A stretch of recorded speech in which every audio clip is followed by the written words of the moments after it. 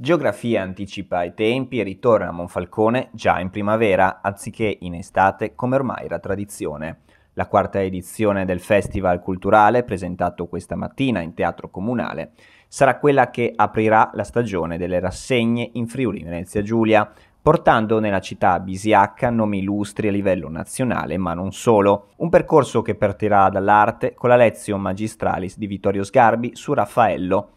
atteso mercoledì 30 marzo alle 17:30 in Piazza della Repubblica. Fino al 3 aprile il cuore della cittadina vedrà alternarsi scrittori, psichiatri, cantanti, fotografi e molti altri personaggi. Monfalcone è crocevia di cultura e di territori. Monfalcone Geografie la sua quarta edizione a primavera, con un programma fantastico, un'idea che è nata, come dicevo in conferenza stampa, tra una domenica a pranzo, ma che è stata sviluppata molto bene da tutti gli appassionati, tanti appassionati che hanno costruito ogni anno un percorso ancora più vincente. Quest'anno siamo andati a presentarlo anche nelle città come Trieste, come Udine, che ci hanno voluto per l'illustrazione di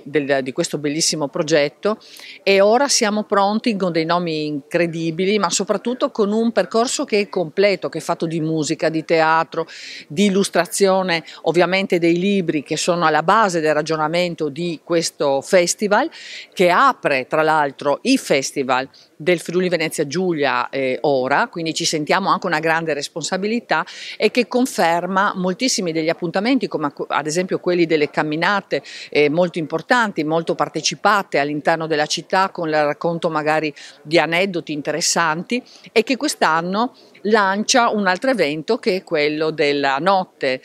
sera notte del 1° aprile con l'Associazione dei Geografi. Ecco, io credo imperdibili tutti gli appuntamenti, sono logicamente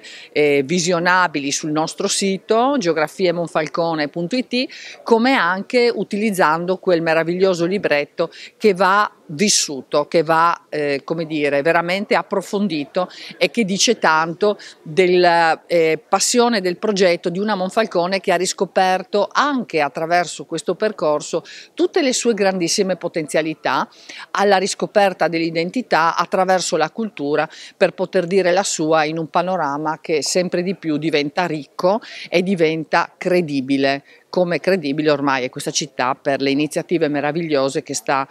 portando sempre avanti. La mostra di Kandinsky, che è ancora aperta, lo dimostra. La vocazione del festival è quella di collegare il presente, e qui è il luogo in cui il festival si trova, con il mondo possibilmente, o se non altro con le grandi tematiche che sono oggi nel mondo, quelle che riguardano il clima, quelle che riguardano l'economia, quelle che riguardano appunto anche la condizione purtroppo della salute dell'umanità, in vista di quello che sta succedendo da tutti i punti